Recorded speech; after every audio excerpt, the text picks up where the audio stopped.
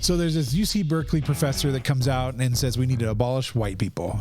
And a lot of people are saying, oh my gosh, he wants to kill white people. And I think that we need to understand the context here.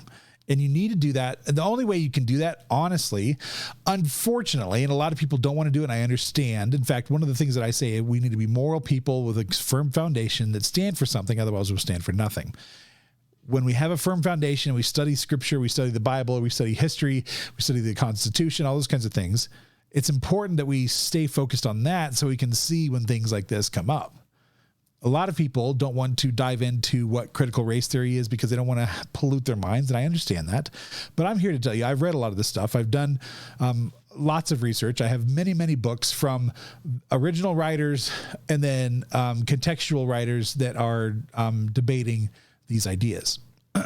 So I'm telling you, what this guy's idea of abolishing white people is not about killing white people. Now let's hear him in his words, and we'll go from there. Right? And so that's why I'm coming up with this recent understanding that to abolish whiteness is to abolish white people. And that's very uncomfortable, perhaps, but it asks about our definitions of what race is and what racial justice might mean. Definitions. Okay? So again, Roediger is asking the same question here about this genuine class unity is not going to happen because within it are these cleavages of racial struggles and gender struggles that prevent class unity from sort of happening and prevents white working class folks from achieving their goal. Okay, so what I fear that a lot of people are doing is they're hearing the abolish white people and they're making the conclusion that they want to get rid of white people. And although some we have seen, unfortunately, say these things out loud, that's not what he's saying. And we need to understand that. But through the lens of critical theory, critical race theory, gender theory, these things, what they're actually saying is we need to redefine the definition of white people and put them into a class system that we can understand them. And so we're going to get rid of white people, that label of white people, and put them into a separate class system.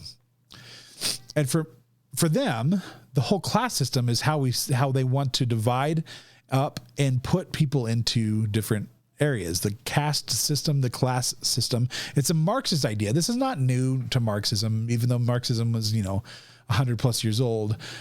These things are not new. There's been caste systems all throughout society. You can see through Jewish culture right around the time of Christ. Like there, if you look at Acts, you see the freedmen. That was a caste system within the Jewish culture.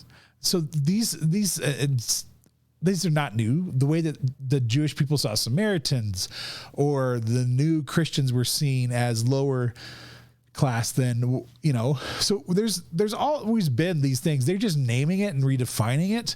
And that's what he's trying to do too. So it's evil what he's saying. It's wrong what he's saying, but he's not saying kill all whitey. There's people that do take what he says here and escalates it and says, yes, we need to get rid of all white people because they're the supremacists and they're evil and they're trying to kill and murder all the black people. Okay, we get that. We see that all the time, unfortunately, because but I want to be careful because in context, that's what this guy is saying. It's wrong. It's evil. We don't need to separate people. God sees everybody as an equal, and that's it. And we need to treat each other that way through grace and forgiveness. And they get away with saying this because they heap guilt onto us. And we need to reject the premise. One of the issues that we have in our society is we accept the premise that is on. It's an old debating thing too. Like in debates, you often see people lose debates because they accepted the premise of the question or the accusation coming at them rather than just reframing it and saying, no, my understanding of the world is this. And under this understanding, that does not exist. We don't exist as black and white and Asian and all of these things. We exist as children under God, and race should not come into it. That's a better premise than accepting we need to get rid of white people.